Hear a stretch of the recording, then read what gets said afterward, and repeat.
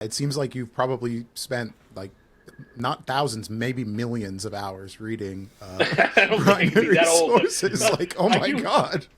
I'm definitely the guy that is doing this all the time, but I never consider it work. We have very different viewpoints on many things. But a lot of these issues are American issues, they're not Republican or Democrat issues.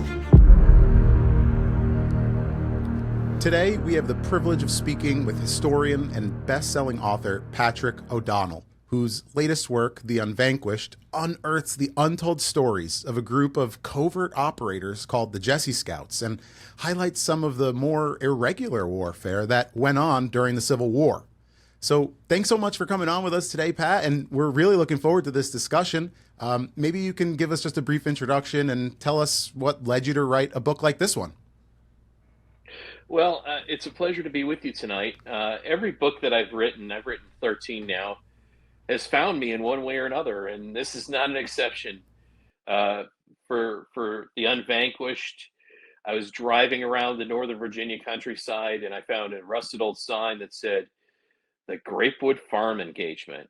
And I was immediately drawn to that, and I'm like, what on earth is the Grapewood Farm Engagement? The Grapewood Farm Engagement happened to be John Singleton Mosby, the Gray Ghost, in his Rangers' first attack on a Union supply train, where they used a mountain howitzer to destroy the train and blow up the boiler. And then they were running for their lives from an entire cavalry encampment. This book is about, in the saddle of what it was like to be an operative in the Civil War. And that's the beginning of that story. And I thought, well, that's amazing, but I'll never be able to write about the Confederacy with today's kind of woke culture, if you will. And then the second sign I found was I was editing my one of my books called it's on the Tomb of the Unknown Soldier. It's called The Unknowns, and it's in a place called the Front Porch Restaurant, which is in the Plains, Virginia. And in this part of Northern Virginia, Loudoun County is just steeped with Civil War history. And sure enough, right next to the front porch, which is actually a front porch, is a sign about Jessie Scout uh, Jack Sterry and his last moments on Earth. And it's really an incredible story about how he tried to divert an entire corps, Longstreet's corps of or General Hood's corps of the Confederate Army, down the wrong road. And he was dressed in a Confederate uniform, but he was a Union scout. And I was immediately drawn to this story about these commandos that were Northerners that were dressed as Confederates that were fighting guys like John Singleton Mosby.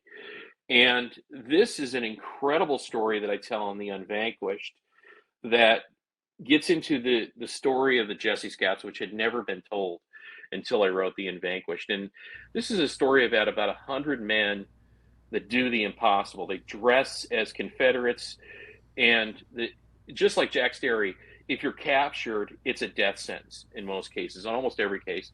And it's why the Jessie Scouts, 7 medals of honor, but most of these men never came home because their duty was so hazardous, but at the same time, so important to the Civil War, especially to the Union, that it changed the course of the war, and it was that important. And I just immediately got into this book, and I was obsessed with it for about 5 years. And the book's story opens up with the United States in 1941, where the United States has got an interesting history of special operations and irregular warfare. We're very much steeped in it, going all the way back to 1670s and Benjamin Church, where we had to use ranging forces or rangers to combat Native Americans, which were fighting in a regular manner. And in many ways, we learned from those encounters and skirmishes and built upon them from the French and Indian War, the American Revolution, where there was the light infantry, Francis Marion in the South, all these things. But what you find in American history is it's like a sine curve when it comes to special operations and irregular warfare or unconventional warfare. It kind of goes up, we develop it, and then we forget it. And in 1941, that was where we were as the United States of America. We had no special operations forces at all. And it would be the coordinator of information, or otherwise known later, a year later, as the OSS, Office of Strategic Services, under the command of Wild Bill Donovan, General Donovan, that had this incredible task of somehow catching up with the world's great powers. Germany in particular, which was using and developing and using special operations to great effect in their blitzkriegs and everything else. And we had to come up with something overnight. And it was Donovan's idea to look back at our history. And in particular, they looked back at the American Civil War, which is our first modern war. And in his letter to President Roosevelt, he said it would be going back to the daring men of our past, the Scouts, the Rangers, and then also another aspect of the book that I write about, the Confederate Secret Service. So he tasked some of the great professors that were on board in the OSS to looking into the very units that I write about in my book. And I tell their stories really in their entirety and together for the first time in the Unvanquished. Wow. So you were describing, correct me if I'm wrong, World War II as the first modern warfare, or the Civil War? The Civil War is considered the first modern war in American history and in world history, because it's where the industrial age comes and meets modern warfare. And it's here that, big armies clash. There's the telegraph, there's the railroad train, there's repeating rifles, there's the Gatling gun, there's various technology that comes together for the first time in what's argued as the world's first modern war. So it's the first use of irregular and unconventional warfare in that modern war that Wild Bill Donovan was looking at in 1940 and 1941. And he specifically was looking at the Jessie Scouts, John Singleton Mosby's Rangers, and the Confederate Secret Service, which is another story that's really extraordinary and an untold one, because after the war was over, they burnt their files and they scattered to the winds. In many cases, the top members of the Confederate Secret Service fled to Europe. And they were involved deeply in the Lincoln assassination, which the book ties together many points for the first time. That's one of the reasons why they were hunted men and wanted to disappear along with their story. There's definitely a couple things I want to unpack there. First, I definitely want to really extrapolate on just how destructive the Civil War was, right? So there were definitely plenty of musketry and bayonet charges, and for folks listening who might not understand, it's maybe 2 to 3 shots a minute a trained person could fire a musket. And like I said, there were plenty of those folks, but that was we had the carbines, the Spencer rifles and things on the battlefield, shotguns, Colt revolvers. This really changed the nature of those engagements, especially when Jessie Scouts were coming up against Mosby's Rangers eventually. There was very close combat. Yeah, what you see is with Mosby's Rangers, their attacks were very violent and fast and quick. They were always trying to get something called the bulge, which was a term that they used to have the advantage or the edge. And their tactic was to basically use excellent intelligence to determine where the enemy was. They typically wore, even though they deny it, most of their accounts, the enemy's uniform, so that they could creep up on them without being, detected, and then suddenly converge on them with sudden speed and lightningness. And in most cases, the Rangers were always armed with the Colt 6-shooter or a Remington, mostly the Colts, either the 36 caliber Navy or the 40 plus caliber Army revolver, which were very, this is a 44 caliber. It's a very heavy bullet that once it hits you, it takes you down. And the Jessie Scouts, in some cases, one element of them were the first hunter-killer teams. They were under the command of Richard Blazer in Ohio, and his group, Blazer Scouts, were armed with the Spencer repeating rifle and carbine, and these were as fast as you could pull the trigger, was as quick as you could put a round in the chamber, and up to 20 or more rounds per minute, which was huge compared to a muzzle loading musket. You spoke earlier about how you wanted to avoid writing about a Confederate leader because of the woke culture that's kind of pervasive in today. How, as a historian, do you parse the telling a story, right, or recounting history, which is obviously important from both sides, but eliminating this kind of vitriol that might get back at you, or this backlash from writing about such a thing? Because if they're valiant warriors, even for the wrong side, right, it almost makes it seem like they're some sort of anti-hero. Has that been a struggle to kind of make them seem more humanized, even though they were these evil figures in some ways? Right. What I did with the Unvanquished is I acted as kind of the camera to put the reader back in 1864 and let the story tell itself, and sort of try to keep out the modern patina that many writers tend to creep in deliberately to moralize things and everything else. That's a strange and different period of time, and I just wanted to bring the reader back there. And what I really wanted to do was to put you in the saddle of these operatives on either side, and to feel the terror that they felt. And you can see a situation where in today's world, we sort of look at the Civil War as somewhat preordained, and in reality, there was nothing at all in that at all. Especially if one looks at it as an insurgency, and if we look at modern insurgencies in the 20th century and the 21st century, they're almost impossible to defeat because they don't have to win; they have to merely survive. And the South was in a position to survive. And it was in a very dangerous position to survive, which would have altered the course of American history.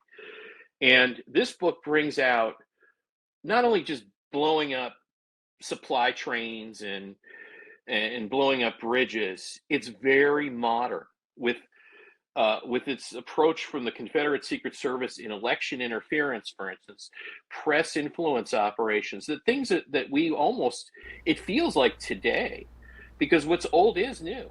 And in many cases, the principles that are introduced in this book are very relevant to today. And the origins, for instance, of the color revolution, you can make the argument that it begins in 1864 with the Confederate Secret Service and their plans for an insurrection in Ohio, Indiana, and Illinois. And it's fascinating how much we, in many cases, focus on the major battles and things, but the Unvanquished really looks at an untold aspect of the American Civil War in many cases. I really appreciate how you also dived into the trials and tribulations, and as Cooper pointed out, you did a great job of humanizing the characters. And I think history has a really good job of begetting characters that you would never expect to be part of the story. Because if you look at John Singleton Mosby before the Civil War, it is not someone you might expect to have such a prolific reputation after his actions and stuff like that. Good old Yankee boy north of the Mason-Dixon line. By no means did I ever let that kind of creep into when I was reading the book. You did a really good job of humanizing, and I think I want to dive into that a little bit, because not only is John Singleton Mosby, there are a few other characters that you described as well, and I'll let you do it better, that they didn't seem like they'd be the people who did these extraordinary actions, but surely they did. Absolutely. I think that's a common theme in many of the books that I've written. It's how a small group of individuals on either side can really change the course of history through their agency and actions. And that's as true in 1864 as it is today. You mentioned something about election interference, and I don't want to get too in the weeds here and get banned from YouTube. But I listened to another historian who said something like, history doesn't repeat itself, but it certainly rhymes. When you see things that happen today, and maybe this is just more of your personal opinion, do you feel that the media and what we're hearing from the both sides of this, heavily partisan kind of outrage style of media, do you think that in 50 years, 100 years, or even 200 years, when we look back at this, is it going to be possible to even tell the story of what went on at this time? And maybe the way that you can answer that is, how do you then go back in time and do that now? I imagine you're looking at a lot of primary sources, and the problem is I don't know that those authoritative sources exist today. How would you respond to that? I think it's a very interesting question. It kind of revolves around truth, right? I mean, that it's nebulous, especially today. And I think the key is to dig and do your own research. That goes for everybody. Don't just like listen to the media and accept it. It means digging deeper and looking into, the basic truth around things. And that, unfortunately, it means, looking at your different sources that are out there. Uh, it's it's a fascinating challenge. There's no doubt about it. This book is loaded with. I mean, one of my favorite quotes in this book is the democracy is in possession of the press, and this is from George Sanders, who's described as he's a pirate-like kind of character that just smokes cigars incessantly, a little bit fat. He's always got women around him. He's always in the middle of things. He's this ultimate operative, political operative in particular. And his plan is to take control of the Northern press. And he writes a letter to Jefferson Davis saying that democracy, which is the term that the Democratic Party loved to use for itself, in the 1840s and 1850s, they called themselves the democracy. It's a self-aggrandizing term. Was indeed in possession of most of the Northern press, and they hated Lincoln, and they did not like the war effort. And what they did was fascinating. They influenced the editors of major newspapers with cash to write stories about the Forever War and how the Civil War was unwinnable. And they attacked Northern morale. And they were very effective because it was, there was a lot of truth in what they were saying. The casualties in the North were absolutely horrendous in 1864. And it did feel like a forever war because they were fighting on the same ground that they had fought on in 1861, 1862, and 1863. And it seemed like they were going nowhere. Desertions in the North were hundreds of thousands strong. And it was eating away at morale. And they influenced the Democratic Party in 1864, which is a fascinating story, with cash, and helped write the campaign platform in Chicago in 1864, where they had their convention. And the campaign platform was one of an armistice. They wanted a course correction, which would have handed the South its independence. And America would have been forever changed. Wow, very interesting. So you do talk a lot about disinformation and campaigns in this book. Now, that obviously would be counted as such, but I guess my curiosity is piqued in that I imagine a lot of the people in the North or in the Union probably didn't see the value in the war either. They may not have loved slavery, obviously, but they may not have wanted to send all of these resources and men to war. We see that a lot today, for example, in Ukraine, right? We just put out an episode last week. I won't get in the weeds, but I support Ukraine. Russia's war is unjust. But that doesn't necessarily mean I want to send U.S. soldiers there or foment that war. And I guess I'm curious if that is potentially, how do you draw the line? How can you go back and say, hey, this was a piece of disinformation? Is it truly just the narrator that is unreliable that's telling that story when you go and see? Or was it like documented out? Like, we're going to go north. We're going to go do this in Chicago. I'm just curious. We talk so much on this podcast about mis and disinformation. And sometimes I see what people point out as evidence of Russian disinformation contemporarily. And I say, I don't know if that's disinformation. That's probably what I would agree with without even reading that, And so I would be curious how you respond to that. How can you, did you see plans? I would say this. I say that the term disinformation is very dangerous in many cases, because if we look back at the internet and how it was such an open source and a means of allowing everybody to sort of gain, their own insights, and it was dangerous in some cases, right? But that was the way it was. There was that element to it, and now I think there is a risk of labeling things as disinformation and cutting out free speech. It's very pervasive. It's very dangerous. and it's anti-American, quite frankly.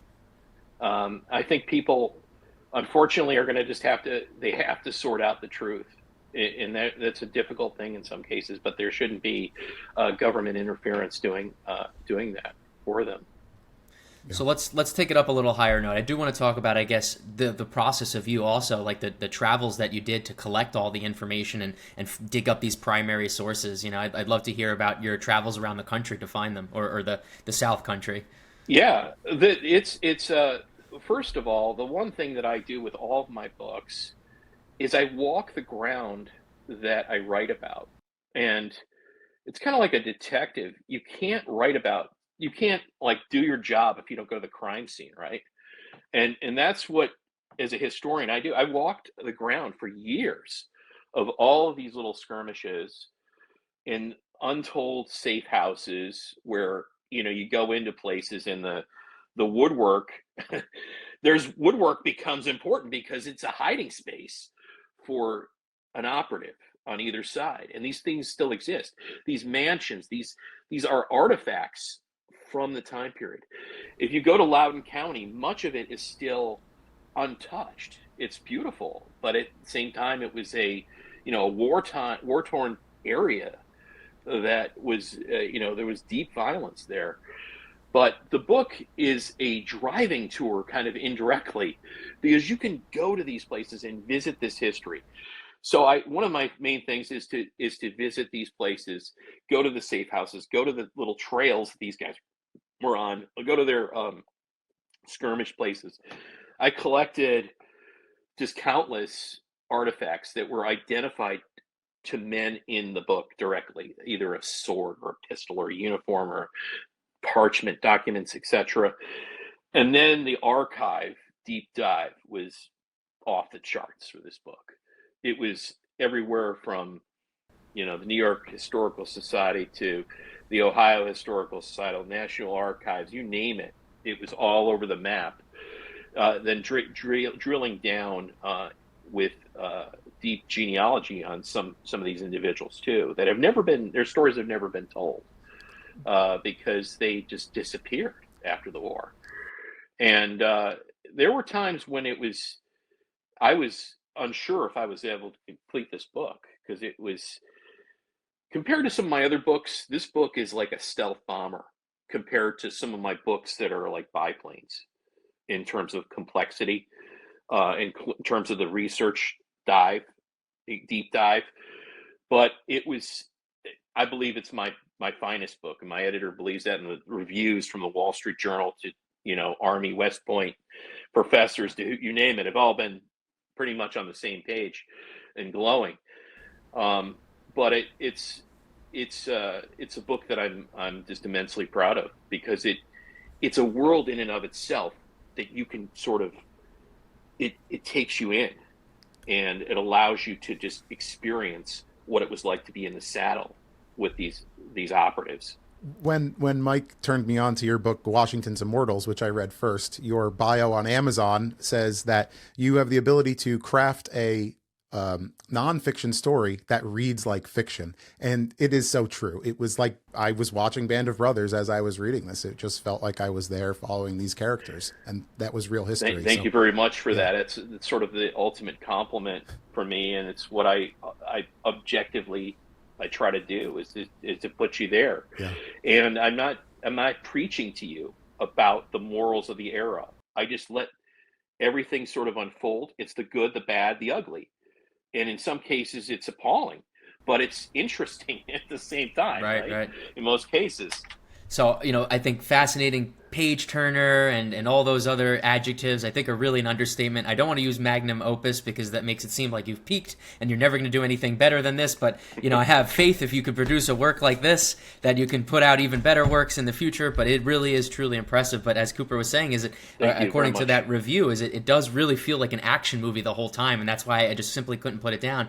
And there's a character that I think really epitomizes that. It's a good spy story needs a femme fatale. So I love to just talk about the French woman for a little bit, but then I do want to talk about also too, this was a very personal book for you, right? The genealogy, I think you also found out that you had a family member that participated in the history of the Civil War during your research, so definitely want to cover those two elements there. Yes, the French woman is made for a movie. She's probably one of the most interesting characters in the book.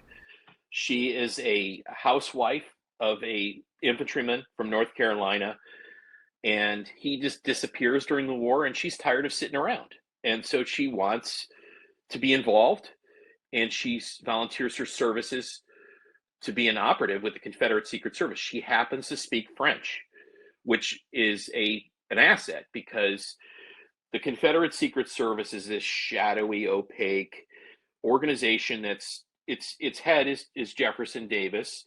The Secretary of State, Judith Benjamin, is also a leader within the group, but it's got a variety of characters. They love gadgets. They build like different time bombs, a coal bomb. Then they're into the election interference stuff. They're doing spycraft, but they need somebody to act as a courier because one of their headquarters is in Montreal at the St. Lawrence Hotel, and this place is fit for a movie too. It's the most opulent hotel in Canada, in Montreal, and it's got a bar. They serve mint juleps year round to cater to the Confederates that have either escaped there, I mean, prisoners of a war that have escaped there, or guys that are sent there through the service. And the place has just got this spy-like atmosphere. They've got a billiards table, the smoke-filled rooms, and she's moving in and out of this place as a courier, and she's typically wears a veil, but she's beautiful.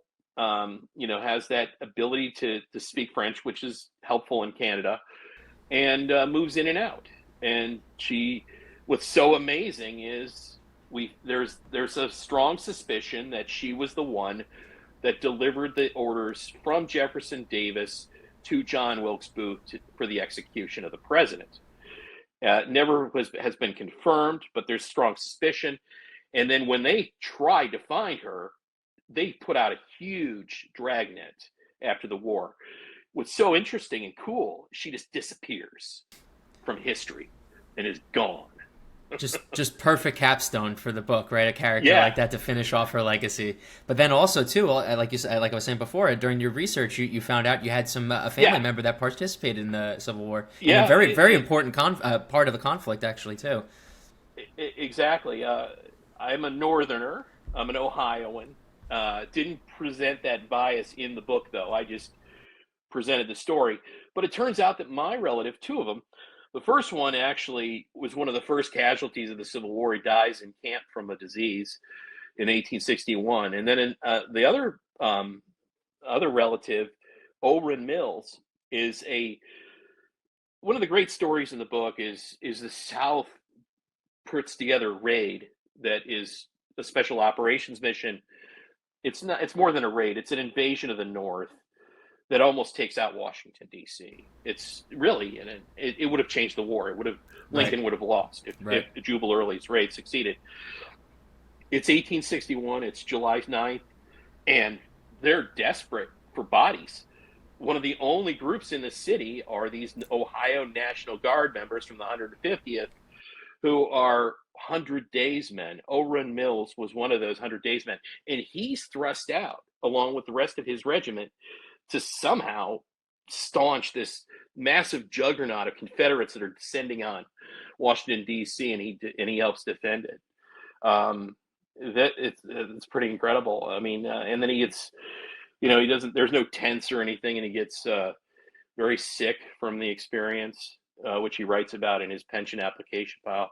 Many of the stories in the book come from those pension application files, which in Washington's Immortals, for instance, that's one of the great untold oral histories of the American Revolution that's never been really tapped.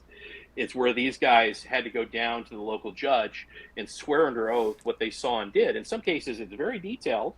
Some cases, it's just, I was at the Battle of Princeton and Battle of Trenton. But then there are some cases where it's a full-blown account, and I've mined those details for both the Civil War book and the Revolutionary War book to get, in their own words, kind of what they saw and did. Wow. I don't even know how to respond to that. It seems like you've probably spent like not thousands, maybe millions of hours reading I don't think it could be primary that old, but sources. no, Like, oh my God. I'm definitely the guy that is doing this all the time, but I never consider it work because it's kind of my passion. I love doing this stuff. And I love the hunt. I love to just find stuff serendipitously. It's the passion. I love it. I haven't worked for 25 years, but I'm now on my 14th book. Yeah, well, lucky you. But actually, speaking of the hunt, could you speak to us a little bit about the cover of the book behind you? It's a great story in and of itself. That is a Jessie Scout on the cover. He is one of the men that there's a story there, a great story, and he sort of is almost he's like it transcends generations. His stare and gaze is almost like looking at us, trying to tell us something. And what he's trying to, I think, try to say is he was killed in action, and he's buried in an unmarked grave somewhere in Covington, Virginia, in someone's backyard, because his story is truly epic. He was in he was in a gun battle with his Confederate counterparts. They were scouts, and the Jessie Scouts, or otherwise in his group it was Blazer Scouts, they were able to repel those Confederates. But the man behind him was a clerk that was just there kind of on a joyride, effectively. Should not have been there. And he discharged his pistol as he was falling from his horse, and the ball of the round went into Sergeant Frith's abdomen, and it was a mortal wound. And he would spend the next 3 days in a bed in Covington, Virginia, as they lay out in the book, writhing in pain. But as his father writes in really an epic letter that I found from he's from Milan, Ohio, and it was the Milan newspaper from 1864, that his father says, that Sergeant Frith taught you how to live, but also how to die with dignity. And it really just, his words are super powerful. And one of my goals in my research into the book is to find his unmarked grave. And we've got the name of the family. We've narrowed it down potentially there's a cemetery nearby. In there, it may be him in there. It is cool to think about that. Thanks for sharing that. Yeah. So as many of there were brutal aspects of the war and the violent actions and the grotesque actions that people engaged in, I also think you did a really good job when you were digging through these sources, is really adding dimension to a lot of these people, because it's funny how sometimes either a Jessie Scout or a Ranger could charm their way out of it, whether that, some personal backstory about themselves. And I mean, you could tell it better than I. There were several instances. Let me know what was, like, I guess, your favorite one where someone escaped certain demise through some clever Laconian words or whatnot. I bet I know it. It's chapter 1 of the book. He unfortunately does not escape. Oh, fair enough. Yeah. But many of these men they're just extraordinary, because they have to develop a legend, part of their tradecraft. They have to become whatever unit they're trying to impersonate, and it has to be very believable, and they are, because it's about life and death. If you're captured, you have to be so convincing that you'll be let off. And my favorite Jessie Scout is Archibald Rowan Jr., who is from West Virginia. He was initially born in South Carolina, so he has the Southern accent, and then he grows up in what's now West Virginia, and then later Pittsburgh area. But he has sort of the mannerisms of the men that were recruited from that area, and they are then actually fighting in and around that area, so it's a perfect fit. And this guy does extraordinary things, and he receives eventually the Medal of Honor for one of his instances where he's involved in the capture of one of the most notorious Southern partisan type Rangers. He helps capture that individual, but then they're on an epic mission to connect General Sheridan's army with General Grant's army, which is in Petersburg, and they have to make this almost 90 plus mile march on horseback through rivers and everything else through enemy lines to somehow get there, and then to not be killed by the northern troops that they're trying to deliver the message to. And he makes this journey, and they take the message and they put it in tin foil, and then they put it in their mouths, this parchment, so that in the event that they're captured, they can literally swallow it. And they somehow do the impossible and get through, and the men are like skeletons by the end of the mission, but they make it. Just one of many stories, and he has many brushes with death that are just, epic. Where he talks his way out of literally being surrounded by hundreds of Confederates. And then, one of my favorite stories is they try to go back and get this guy Cassidy, who was a Jessie Scout that was captured in and around Winchester, but at Woodstock, Virginia.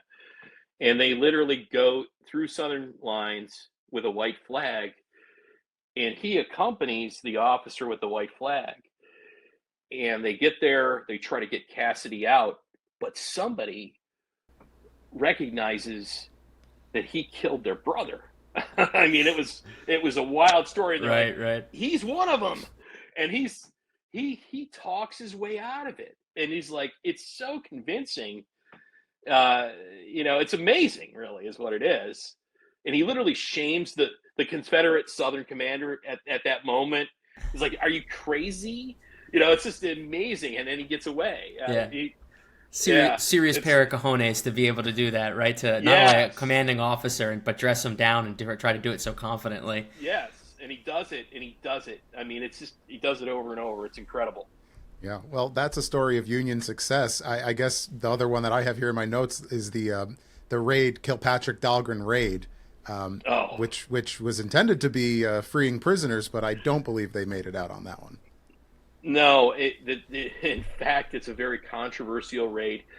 The Dahlgren-Kilpatrick raid is a fascinating story. Dahlgren is this guy that his son of the Dahlgren gun is a massive cannon that was developed by his father.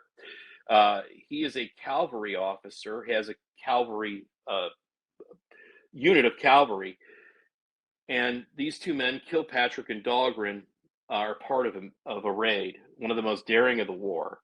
It's in the winter of 1864, or it's in the March-February time frame of 1864, and the mission is to penetrate Richmond and to kill Jefferson Davis and anybody and the Southern politicians and burn Richmond to the ground.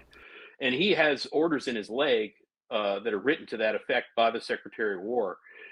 The cover story is it's much more benign than that. But the Kilpatrick aspect of the raid is one of a diversion.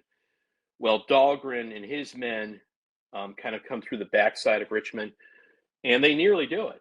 And there's a lot of drama that takes place. They're not able to cross one of the rivers. There's an enslaved guy that they have that is accused of giving them misinformation and betrayal, actually, and when in reality it may have been an honest mistake, just because it was the wintertime and the ford wasn't necessarily present. But there's a lot of drama there, and Dahlgren is killed, and they find the secret orders in his leg, and this is explosive because the North's the good guys, right? They're not supposed to do stuff like assassinate the president of the Confederacy or burn Richmond to the ground. But what it does is they deny it, and for years, many historians have accepted that denial. But in the reality is, when the handwriting was compared and everything else, it was a true order. And what that order does is it creates a situation where in the South, they fight fire with fire, and they come up with their own operation to neutralize the President of the United States, Abraham Lincoln. And it's the beginning of a story of a plan to kidnap President Abraham Lincoln. And that story is fleshed out, and a lot of details for the first time are provided in the Unvanquished.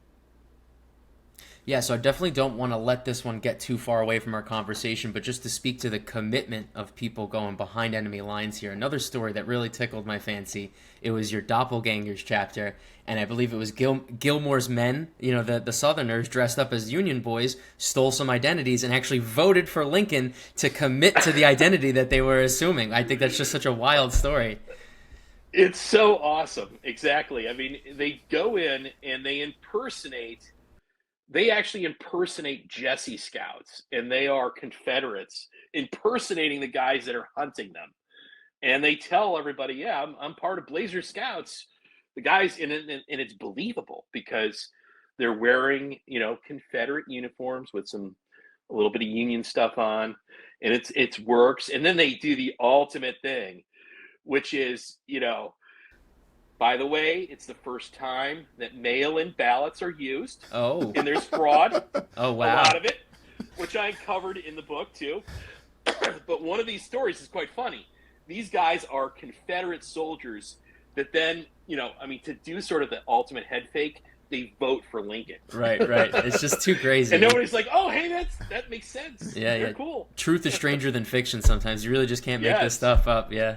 Very interesting. And Rowan actually gets Harry Gilmore, and he's part of the raid to capture Gilmore, which is a really exciting story in and of itself, and how they go deep into Southern lines, where they masquerade as Gilmore's partisan Rangers, but as the lead Jessie Scouts, but then it's actually them that capture him. And then, there's the counterplay that's quite fascinating as well, because weeks later, it's the Confederates that capture General Crook and his boss, in West Virginia, which it daring as well. It's great, amazing story. There's so many one-liners where either a Jessie Scout or a Ranger or one of the partisans from the Confederacy who manages to get up real close to an officer and offers them a canteen or strikes a phrase at them, and then all of a sudden, when they drop their guard, there's a Colt revolver in their face and like, you're coming with me, yes. and I'm bringing you 90 miles back this way behind enemy lines. I mean, it's just daring men on both sides, and I think there's quite a few stories of capturing the other and really changing the face of battle when an important leader was taken. Exactly. I wish I wrote Bold it down. Stuff. I wish I wrote it down. It was in the first time you mentioned Mosby. He snuck into a politician's house and I think took him captive, but he said this awesome one-liner. Please tell me you remember what it was, Patrick. One of my favorite stories. This is the story that really John Singleton Mosby is this 5'7", 128-pound lawyer that you would never suspect as this awesome, arguably the greatest guerrilla leader in American history, the man that pioneers much of special operations, regular warfare. His raid into Fairfax is epic and legendary. It's 60 men roughly that go into the very heart of the Union Army. It's a massive cavalry encampment that they have to penetrate in Fairfax as well as Centerville, and they make their way through Union lines. They have they're wearing Union uniforms, raincoats they claim, but it's also elements of Union uniforms, and they have another huge advantage, which is they have a deserter known as Yankee Ames, a big Yankee Ames, and he is a guy that is this massive sailor from Maine that is with the 5th New York Cavalry that is fed up with the war, but he's also doesn't like the way that he's told the war is about the Union, but then he finds out about the Emancipation Proclamation. This guy's a bit of a racist and decides he's not going to fight for that. He's going to throw his lot in with the South. And he goes into Mosby's lines, And they're like, well, okay, you sound sincere. So your first job is to go get yourself a horse back where there are thousands of Union cavalrymen at Centerville. And he does it. He comes back with another guy. And this guy becomes one of their most ardent, hardcore, ruthless Rangers. But he's leading the column and he knows the passwords to get through the pickets. And they lead the 60-man column, through a snowstorm and rainstorm. They get into Fairfax City and they capture General Stoughton, who's sleeping in his bed. And Mosby comes in and says, you know who John Singleton Mosby is? And the general is like groggy, like half asleep. He goes, yeah, we captured him? No, it's he who has captured you. And he slaps him on the rump and tells him to get dressed. And with a piece of coal, he scrolls into the wall. I am Mosby. Right. Nice little psyop. There's always a level. There's a psyop. There's an intimidation campaign constantly going on with this guy who's a master at it. Thank you for sharing that. That is exactly the line I was talking about. It is I who captures you. Yes. Beautiful. One other thing that I liked in this one was that how you kind of told the story about how General Lee didn't exactly follow the orders that he was given towards the end of the war. And I was explaining, I read the Revolutionary War book, Washington's Immortals. It reminded me of when Earl Cornwallis kind of disregarded those orders as well. And that's what cost them the war in that case then. It's interesting how that kind of happens. And maybe that harkens back to this kind of wartime formality where everyone had this code of war and this gentlemanly chivalry about them, even in a war. And I'm wondering if that had something to do with this kind of, that's maybe why they lost. They broke rank and that's all it is. It's a war of who can last better. There's a lot of complexity here. And the United States owes a debt of gratitude to General Lee because he disobeyed a direct order from Jefferson Davis. And Jefferson Davis was way ahead of his time. He understood irregular warfare and unconventional warfare. And his direct order was to disperse his army and conduct guerrilla warfare. And that was the right order. It made sense. It was exactly what he should have done. And Lee disobeyed it because he recognized that the United States had a better future. And there was a better future for the South. And that changed the course of world history because it was his disobeyance of that order, and it was also General Grant's level of respect that he gave General Lee and the Army of Northern Virginia. He didn't treat them as criminals. He treated them with respect. And what happened is, instead of conducting a guerrilla war that would have never ended, I mean, we look at Vietnam and Afghanistan, insurgencies are almost impossible to stamp out. But it was General Lee that decides to end it. And it's his terms of surrender, which are then adopted by the other Southern armies that are in the field, which are hundreds of thousands of strong. And there's no way that war would have ended had Lee decided to fight on. And I mean, it's multifactorial. Lee has this understanding of guerrilla warfare and unconventional warfare. In fact, he points Jefferson Davis onto doing some of these things, but he's not really fully invested because it does bother him in terms of his sense of honor to do these things that are dishonorable, so to speak, right. Which is this cloak and dagger type stuff. But General Lee is also fighting a conventional war when he should have been fighting a hybrid war of conventional arms as well as unconventional war. He should have had a Fabian strategy, much like General Washington did in 1777, where he fights only on his terms and never commits the army. It's the army that always must survive.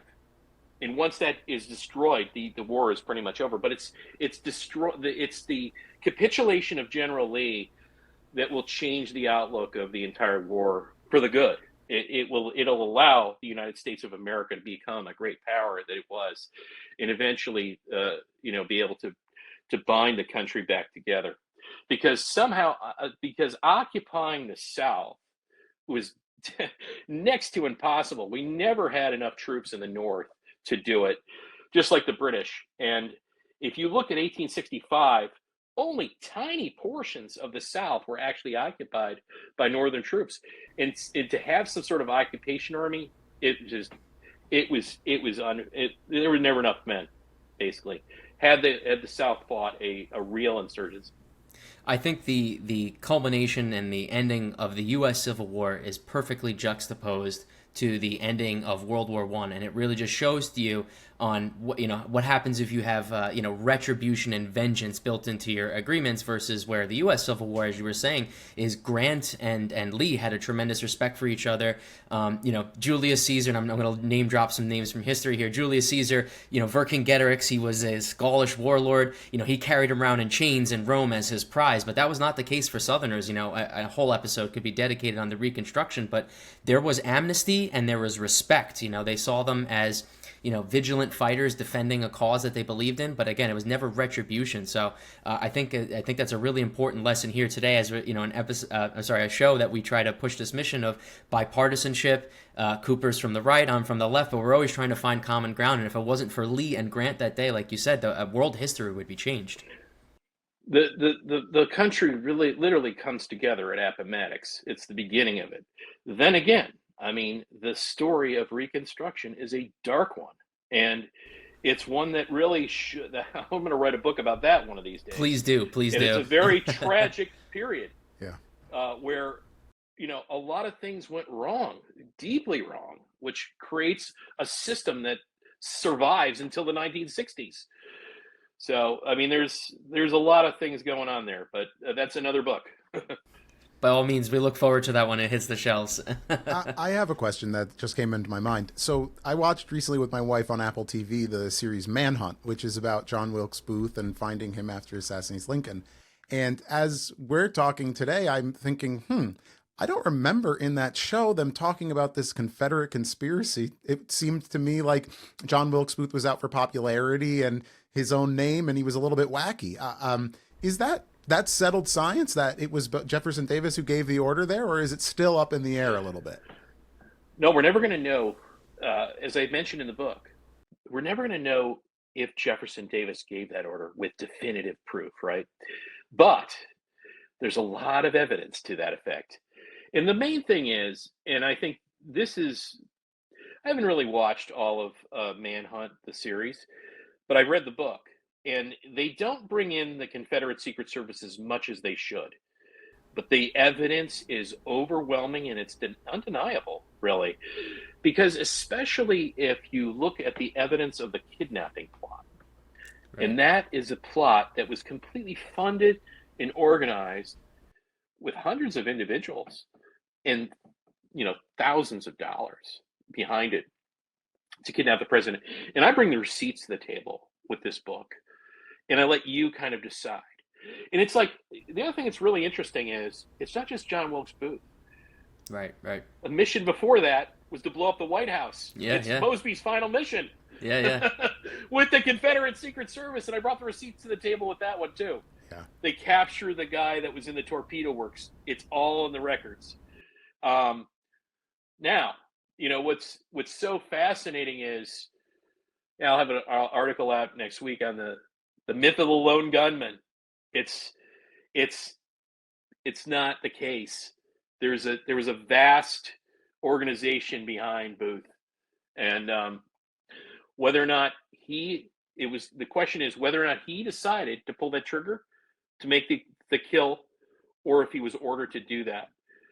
And most of the evidence suggests that was an order. I kind of love it ending that way, because it's like a movie that fades to black. It's like The Sopranos. It fades to black. You get to decide. You do. And the other thing I will point out that I loved I did see one scene in Manhunt that really makes sense. And it's a scene where the Secretary of War says, if the Confederate Secret Service is found out to have been behind Booth, there'd be another civil war. And it's fascinating to think about that, because there's a reason then to sort of bury it. Right. If you look at the trial, the trial is fascinating, and I bring it out in the book. The trial is is they basically try to convict the Confederate Secret Service in the trial. But a couple things happen. Several of their star witnesses literally perjure themselves and blow up the case. Yep. Yeah. I thought that was pretty interesting. I suggest that it's the men in Montreal that coach those star witnesses, because that's where they came from on that testimony. But there's also an argument that the North let them perjure themselves and blow up the case. Because there's one other thing that's really fascinating here that I find absolutely interesting, is that John Wilkes Booth had a diary. And that diary was not presented at that trial. Okay? And it was missing about 15 pages. It does mention the kidnapping, and it does mention Montreal. But it was suppressed by the Secretary of War. In 1867, he is impeached. It's part of the impeachment trial that later impeaches the president, because he wants to fire the Secretary of War for suppressing that evidence. It's explosive. Booth has a diary. Why wasn't it presented? Why didn't we know about it? And they try to fire the Secretary of War. So there's all these questions. Why? All right? Yeah. Well, you raise a good hypothesis. The cool things. There's a lot of cool things about this thing. But the bottom line is, Booth is not some lone wolf that's crazed. Mm. He's got a big organization behind him. And there's lots and lots of sworn testimony that it's even in John Wilkes Booth's own words to other individuals about this organization. And it's also, the other thing that I bring out is a key character within the conspiracy is Lewis Powell, who Lewis Powell really has never been looked at by most historians. He is looked at as this guy who's with, oh, by the way, Mosby's Rangers, that just suddenly deserts. It makes no sense at all. He does not just desert. He goes into Northern Lines to join John Wilkes Booth as part of the muscle in the operation. And, I brought all the receipts to the table. He's handled by all the Secret Service, his handlers, every bit of communication. He's hidden in their safe houses, everything he's brought there. And it's also in his own words, right before his death, he reveals it to his spiritual advisor, his direct role as a Confederate Secret operator. And that's later brought out in the impeachment trial in 1867 too. It's the perfect whodunit story, because a lot of these folks seem to have been compartmentalized as well. So they might not even been privy to the operations that were participating at, speaking to the complexity of the organization. Very much so. That's a case. That's indeed the case. They did a great job with compartmentalization. But then you've got the French woman who also, by the way, John Surratt is a member of the conspiracy as well, who's one of the Secret Service's greatest agents. I mean, it's not an accident that he's there. And his story is epic. I mean, the guy, he escapes to Europe. He joins the Pope's guard, the Papal Guard, in plain sight. I mean, and then he tries to make his way to Egypt. I mean, it's incredible stuff. Digs his way out of a sewer. I mean, it's great.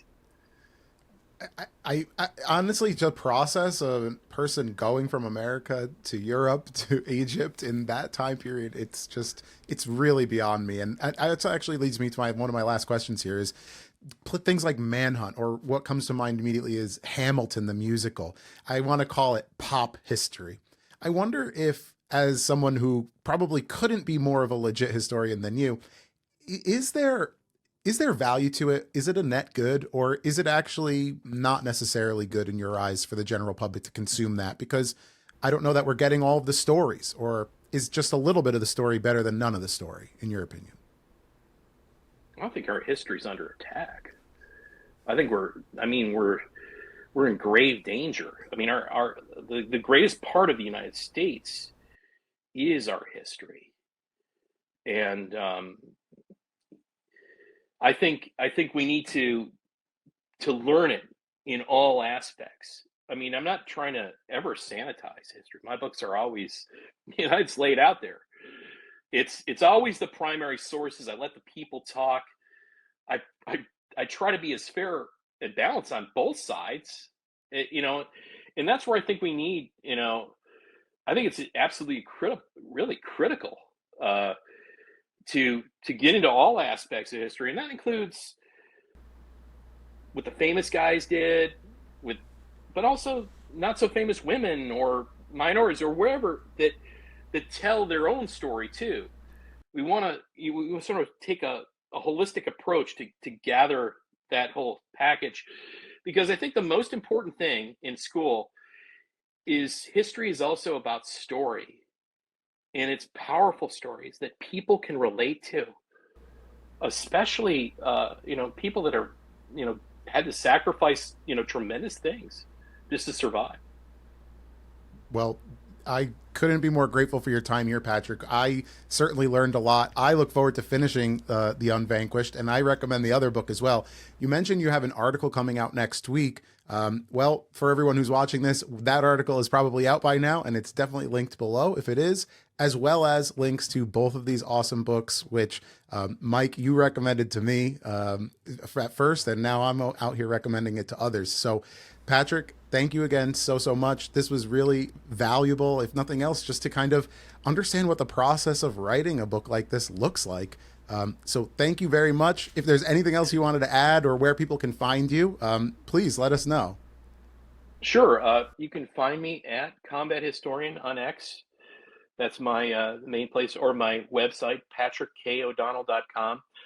All the Unvanquished is a best-selling book. It's on Amazon.com. It's at the front of the store at Barnes & Noble and all the other bookstores out there. So it's easy to pretty much get. And all the reviews are on Amazon and everywhere else too. So, you know, look forward to any, you know, feedback from listeners. And I really enjoyed the show tonight. Thank you. No, the pleasure was all ours. It was indeed an extraordinary pleasure to do so with you. Awesome, guys. Well, hey, you guys have a great night. And this has been Elevated Thoughts.